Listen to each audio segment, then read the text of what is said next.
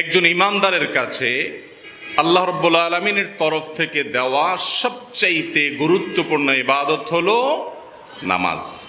নামাজের চাইতে গুরুত্বপূর্ণ কোনো কাজ ইমানদারের জীবনে আর হতে পারে না।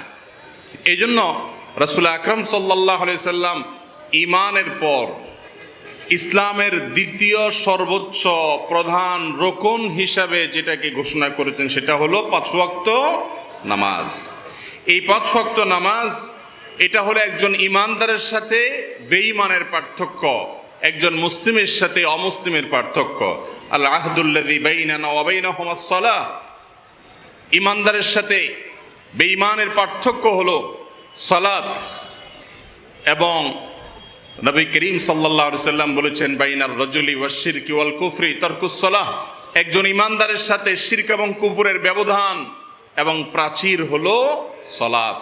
যে ব্যক্তি ইচ্ছাকৃত নামাজ পড়ে না, নবী করিম সাল্লাল্লাহু আলাইহি সাল্লাম বলেছেন সে কুফরি করলো মানে অনেক ইমামদের মতে সে কাফের হয়ে গেল, আর অনেক ইমামদের মতে ইমাম আজম আবু হানিফা রাহিমাহুল্লাহর মত অনুযায়ী সে কাফের হলো না, কিন্তু সে কুফরি করলো, যেটা অত্যন্ত ভয়াবহ একটি বিষয়। মুহতারাম হাজরিন, কিয়ামতের ময়দানে সর্বপ্রথম যে ইবাদতের হিসেব নেওয়া হবে সেই ইবাদতের নাম কি?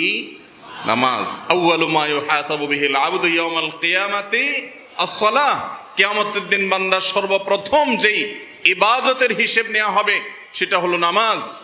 আর সেই হিসেবে যে ব্যক্তি ঠিকঠাক মতো হিসেব দিতে পারবে ফাকাদ ফাজা ওয়া আফলাহা, তাহলে সেদিন সফল হয়ে যাবে সে, তার বাকি সব কিছু সহজ হবে।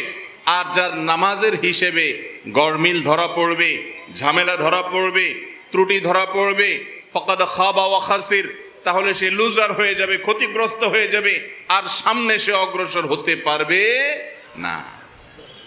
কিয়ামতে বান্দার যে লেনদেন, পারস্পরিক যে মুআমালাত আছে সেগুলোর মধ্যে থেকে প্রথম হিসাব নেওয়া হবে মানুষ হত্যার হিসাব, মানুষের খুনের হিসাব।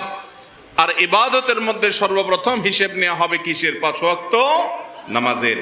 যার নামাজ যত সুন্দর সে তত উঁচু মাপের ইমানদার, যার নামাজ যত খারাপ সে তত নিচের মাপের ইমানদার, সে তত খারাপ। আর যার সালাত যত সুন্দর হবে সে তত ভালো মুত্তাকি, আল্লাহর প্রিয় মানুষ। ওমর ফারুক রাদিয়াল্লাহু তাআলা ইসলামের দ্বিতীয় খলিফা, তিনি বলেছেন লা হাযযা ফিল ইসলাম লিমান তারাকাস সালাহ। যে নামাজ পড়ে না এই ইসলামে তার কোনো হিস্সা নাই, তার কোনো অংশ নাই। আমাদের সমাজে বহু মানুষ আছে বলে নামাজ না পড়লে কি হয়েছে, ঈমান আছে। অথচ ওমর রাদিয়াল্লাহু তাআলা আনহু বলছেন যে ব্যক্তি নামাজ পড়ে না ইসলামে তার কোনো হিস্সা নাই, অংশ নাই। শুধু নামাজ পড়লেই হয় না, আল্লাহ রাব্বুল আলামিন বলেছেন ফাওয়াইলুল লিল মুসাল্লিন। নামাজ পড়েও ধ্বংস অনিবার্য ওই ব্যক্তিদের জন্য আল্লাযীনা হুম আন সালাতিহিম সাহুন। যারা নামাজ পড়ার ব্যাপারে গাফিলতি করে, অলসতা করে, ঠিক মতো পড়ে না, তাদের জন্য যদি ধ্বংস হয়, আর যারা নামাজ পড়ে না তাদের জন্য ধ্বংস কত বড় হতে পারে বলাই বাহুল্য। আল্লাহ তাআলা আমাদের সকলকে নামাজের গুরুত্ব বোঝার তৌফিক দান করুন। ইসলামে যত ইবাদত আছে সমস্ত ইবাদতের মধ্যে বিকল্প আছে, ছাড় আছে। নামাজের কোনো বিকল্প আছে? কোনো বিকল্প নাই। আপনি দাঁড়িয়ে পড়তে নামাজ পারছেন না, রাসূল আকরাম সাল্লাল্লাহু আলাইহি ওয়াসাল্লামের নির্দেশ হলো বসে পড়ুন। বসে পড়ার ক্ষমতা নাই, শুয়ে পড়ুন। সেন্স যতক্ষণ আছে, হুঁশ যতক্ষণ আছে, মনে মনে হলেও নামাজ পড়তে হবে। আপনি সমুদ্রে ডুবমান, সেখানেও নামাজ পড়তে হবে যদি তৌফিকে থাকে, যতটুকু পারেন ততটুকু। আপনার পরনে পোশাক নাই, দাঁড়িয়ে পড়তে পারছেন না, বসে পড়েন, তাও আপনাকে নামাজ পড়তে হবে।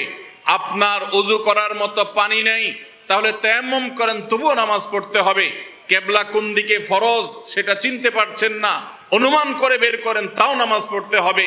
আপনি হাসপাতালের বেডে শুয়ে আছেন, সেখানেও নামাজ পড়তে হবে। যুদ্ধক্ষেত্রে জিহাদের ময়দানে পর্যন্ত নামাজ মাফ নাই, সালাতুল খাউফের বিধান আছে, সেখানেও নামাজ পড়তে হবে। জীবন চলে যাবে ভয় আছে, 1 রাকাত করে পড়ে তারপরে গিয়ে যুদ্ধ করেন, আরেক রাকাত পড়ে এসে আপনি থাকেন, রণাঙ্গনে আছেন, সেখানেও আপনাকে নামাজ পড়তে হবে।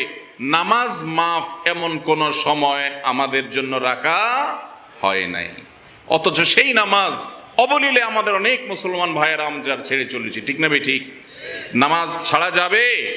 নামাজ ছাড়লে একজন মুসলমান নিজেকে মুসলমান দাবি করার কোনো নৈতিক অধিকার রাখে না। 5 ওয়াক্ত নামাজ পড়বো তো ইনশাআল্লাহ। আল্লাহ তাআলা আমাদেরকে তৌফিক দান করুন। মোহতারাম হাজরিন, নামাজের 2টা দিক আছে। একটা দিক হলো নামাজের বাহির, আরেকটা হলো নামাজের ভেতর। নামাজের বাহিরের যে দিকটা আছে এটাকে বলা হয় খুদু, আর ভেতরের দিকটাকে বলা হয় খুশু। ভেতরের যে দিকটা আছে সেটা হলো ফিনিশিং, আর বাহিরের যে দিকটা আছে সেটা হলো স্ট্রাকচার। নামাজের স্ট্রাকচারটা এবং ফিনিশিংটা যদি ঠিকমতো হয়, বাহিরটা আর ভেতরটা যদি ঠিকমতো হয়, তাহলে এই নামাজ আপনাকে জান্নাত পাইয়ে দিবে ইনশাআল্লাহ। আল্লাহ রাব্বুল আলামিন কোরআনে কারীমে বলেছেন, আকিমিস সালাতা লিযিকরি, তোমরা নামাজ পড়া উদ্দেশ্য কি? আমার স্মরণের জন্য, আল্লাহর স্মরণের জন্য নামাজ হবে। আর আমাদের নামাজ হলো, নামাজে দাঁড়ালে দুনিয়াতে যেটা কখনো স্মরণে আসে না সেটাও স্মরণে আসে, শুধু আল্লাহর কথাটা স্মরণে আসে না। তাহলে এই নামাজ কি আমাদেরকে নাজাত আনে দিবে? এই নামাজে মুক্তি হবে? এই নামাজের জান্নাত পাওয়া যাবে? মুহতারাম হাজিরিন, তাহলে আমাদের নামাজের মনোযোগকে ঠিক করতে হবে, আমাদের নামাজের খুশুকে ঠিক করতে হবে। আল্লাহ বলেছেন, কদ আফলাহাল মুমিনুন আল্লাযীনা হুম ফি সালাতিহিম খাশিউন। সব ঈমানদাররা শেষ হাসি হাসবে না, সব ঈমানদাররা সফলকাম হতে পারবে না, সব ঈমানদাররা সার্থক হতে পারবে না। ওই ঈমানদাররা কিয়ামতে সার্থক হবে, সফল হবে, যারা তাদের সালাতের মধ্যে খুশু ছিল, তাদের নামাজের মধ্যে মনোযোগ ছিল, যাদের নামাজে আল্লাহর কথা স্মরণ এসেছে, দুনিয়ার কোনো কিছুর কথা স্মরণ করেনি, শুধু রবের কথা স্মরণ করেছে, তারাই হবে সফল মুমিন, তারাই হবে সার্থক মুমিন। এই আয়াতের পরে আরো কয়েকটি আয়াত পরে আল্লাহ বলেছেন, উলাইকা হুমুল ওয়ারিসুন আল্লাযীনা ইয়ারিসুনাল ফিরদাউসা হুম ফিহা খালিদুন। যারা নামাজে মনোযোগী হবে, আরো কিছু গুণ তারা ধারণ করবে নিজের মধ্যে, এরাই হলো জান্নাতুল ফেরদাউসের ওয়ারিস, মালিক এবং উত্তরাধিকারী। তাহলে জান্নাতুল ফেরদাউসের মালিক হতে হলে আমাদের নামাজের মধ্যে খুশু থাকতে হবে, মনোযোগ থাকতে হবে, যেটা আজ আমাদের থেকে অনেকটা হারিয়ে গেছে। ঠিক না ভাই? ঠিক। নামাজের এই অবস্থা আমাদের, যে আমরা হরেক রকম মুসল্লি। আজ থেকে বহু বছর আগে ইমাম ইবনুল কাইয়িম রাহিমাহুল্লাহ আল ওয়াবিলুস সাইয়্যিব নামক কিতাবে তিনি লিখেছেন, নামাজি মোট 5 প্রকার। নামাজি কয় প্রকার ভাই? 5 প্রকার। আমরা যত মুসল্লি আছি এই 5 আইটেমের কোনো একটাতে আমরা ঢুকবো। এবার আপনি দেখেন আপনি কোন কিসিমের মধ্যে পড়েন। 1 নম্বরের মুসল্লি হলো মুআকাব, যেই ব্যক্তি নামাজ পড়ার পরও শাস্তি পেতে হবে, আল্লাহর পক্ষ থেকে সাজা পেতে হবে, সওয়াব তো দূরের কথা বরং আযাব হবে। সে কোন ব্যক্তি? যে ব্যক্তি নামাজ ঠিকঠাক মতো পড়ে না, মাগরিবটা পড়ে, ফজর পড়ে না, জুমাটা পড়ে, বাকিগুলা পড়ে না, যেগুলা পড়ে রুকুন ঠিকঠাক নাই, ফরজগুলা ঠিক মতো করে না, কোন রকম রুকু থেকে সোজা হইতে না হইতে আবার দৌড় দেয়, সেজদা দিয়ে উঠে সোজা করে বসে না, ফরজ কাজগুলো ঠিক মতো করে না, ত্রুটি মনোযোগ তো পরের কথা। এরকম ত্রুটিপূর্ণ নামাজ যে ব্যক্তি পড়ে, এই ব্যক্তি হলো মুআকাব কিসিমের সালাত আদায়কারী মুসল্লি, অর্থাৎ যে নামাজ পড়ার পরেও আল্লাহর শাস্তির উপযুক্ত হবে। আপনারা বলতে পারেন, নামাজ পড়েও যদি শাস্তি পাওয়া যায় তাহলে নামাজ না পড়া হইতে ভালো না। ভাই, একজন মানুষকে আপনি একটা কাজ করতে বলেছেন, সে কাজটা করেছে কিন্তু ভুলভাবে করেছে, আরেকজনকে কাজ করতে বলেছেন, সে কাজটা করে নাই, দুইজনই বকা শুনবে, কিন্তু বকার মাপ কি সমান হবে? যে কাজটা করেছে কিন্তু ভুলভাবে করেছে, তাকে আপনি যদি বকা দেন 1 ডিগ্রি, যে কাজটা করেই নাই তাকে ডবল বকা আপনি দিবেন, 2 ডিগ্রি বকা দিবেন। কোনো সন্দেহ আছে ব্যাপারে? অতএব যেই ব্যক্তি নামাজের মধ্যে ত্রুটি রাখে, বড় ধরনের ত্রুটি, ঠিক মতো পড়ে না, মন মতো পড়ে, খেয়াল খুশি মতো পড়ে, ক্রিকেট খেলা থাকলে তখন আর নামাজ পড়ে না, ফজরের সময় ঘুমায় থাকে, শুধু মাগরিবটা পড়ে, এশাটা পড়ে বা মাঝে মধ্যে পড়ে, বা যতটুকু পড়ে সেখানে রোকনের মধ্যে বড় ভুল করে, এই ব্যক্তি নামাজ পড়েও শাস্তি পাবে, প্রথম কিসিমের মুসল্লি। 2 নম্বরের মুসল্লি হলো মুহাসাব। মুহাসাব বলা হয় ওই মুসল্লিকে, যেই মুসল্লি নামাজ পড়ার পর আল্লাহ বলবেন, কি নামাজ পড়ছো, খোলো দেখি, তোমার নামাজের কি হাল দেখি। আল্লাহ তাআলা তার নামাজের ব্যাপারে তার হিসাব নিবেন, সে নামাজের ব্যাপারে হিসাব দিতে গিয়ে গলতঘর্ম হবে। এই ব্যক্তি হলো ওই মুসল্লি যে 5 ওয়াক্ত নামাজ পড়ছে, রুকুনগুলোও মোটামুটি করছে, কিন্তু বেচারার মনোযোগ নামাজে একটুও থাকতো না, সব কিছু মনে পড়ে নামাজে আল্লাহ ছাড়া। যে নামাজ আসছে আকিমিস সালাতা লিযিকরি, সে নামাজে দুনিয়ার যে কথা কখনো মনে পড়ে না, কোন জায়গায় রাখছি এই জিনিসটা মনে পড়ে না, নামাজে দাঁড়ালে ঠিকই মনে পড়ে যায়, এইরকম অবস্থা। তো সেই মনোযোগ একটুও না থাকার কারণে আল্লাহ তাআলা তাকে জবাবদিহির মুখোমুখি করবেন। সে ব্যক্তি হলো মুহাসাব। 3 নম্বরের যে ব্যক্তি নামাজি, তিনি হলেন মুকাফফার আনহু। মুকাফফার আনহু মানে হলো ওই মুসল্লি, যেই মুসল্লির নামাজ আল্লাহ বলবে ঠিক আছে মোটামুটি হয়ে গেছে, দায় মুক্ত হয়ে গেছে, ফরজটা আদায় হয়ে গেল, অন্তত শাস্তি পাইলা না নামাজ না পড়ার কারণে। আর সেই মুসল্লিকে, সেই মুসল্লি হলো ওই মুসল্লি যেই মুসল্লি ফরজ ঠিক মতো করছে, 5 ওয়াক্ত পড়ছে, মনোযোগ ধরে রাখার জন্য নিজের সঙ্গে লড়াই করছে, অনেকটা পারছে অনেকটা পারে নাই, কিন্তু চেষ্টাটা সে করছে।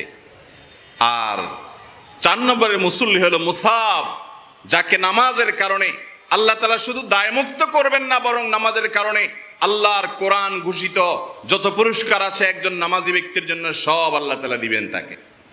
সে কে? সে ওই মুসল্লি যে ফরজগুলা ঠিকঠাক মতো পড়ছে, মনোযোগ ঠিক মতো পরিপূর্ণভাবে ধরে রাখার চেষ্টা করেছে, যতটুকু তার সাধ্যে ছিল তার সবটুকু সে করেছে। এ হলো মুসাব কিসিমের মুসল্লি, নামাজের সমস্ত পুরস্কার সে পাবে ইনশাআল্লাহ।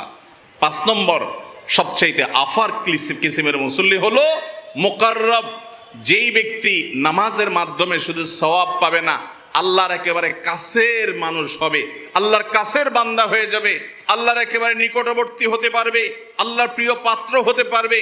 সেই মুকাররব হলো ওই ব্যক্তি যে ব্যক্তির নামাজে রুকুনও ঠিক আছে, মনোযোগও ঠিক আছে, এক্সট্রা একটা জিনিস আছে, তা হলো নামাজকে সে এনজয় করে। নামাজ তার কাছে বোঝা নয়, নামাজ তার কাছে তৃপ্তি, নামাজ তার কাছে স্বাদের একটা বিষয়, নামাজ তার কাছে আনন্দের একটা বিষয়। সে ফিল করে তার মালিকের সামনে দাঁড়িয়ে আছে, আনতা আবুদাল্লাহ কান্নাকা তারাহ, আল্লাহকে এমন ভাবে ইবাদত করে যেন সে দেখছে। আল্লাহকে সরাসরি দেখে ইবাদত করার যে স্বাদ, সে স্বাদ পুরো সালাতের মধ্যে পাচ্ছে। সে দাঁড়ালে আর রুকুতে যেতে মনে চায় না, রুকুতে গেলে রবের তাসবিহ পাঠ করতে করতে সে আর উঠতে মনে চায় না, সিজদায় গেলে সে রবের তাসবিহ পেশ করতে করতে আল্লাহর সবচেয়ে কাছে চলে যায়, সে ফিলিংস থেকে সে উঠতে মন চায় না। এভাবে তার প্রত্যেকটা রোকন রবের সাথে এমন ভাবে সে নিবেদন করে যেন রবকে সে সামনে পেয়ে ইবাদত করছে, মনোযোগ অন্যদিকে যাওয়ার কত প্রশ্নই আসে না। এই কিসিমের নামাজ যদি কেউ পড়তে পারে, সেই নামাজি নামাজের মাধ্যমে শুধু জান্নাত পাবে, সওয়াব পাবে তা নয়, সে আল্লাহর সবচেয়ে কাছের বান্দা হতে পারে, আল্লাহর সবচেয়ে প্রিয় পাত্র হতে পারবে। আল্লাহ তাআলা আমাদের সবাইকে সে আফার ক্লাসের মুসল্লি হওয়ার তৌফিক দান করুন। মোহতারাম হাজিরিন, এই হলো নামাজে মনোযোগের ব্যাপার।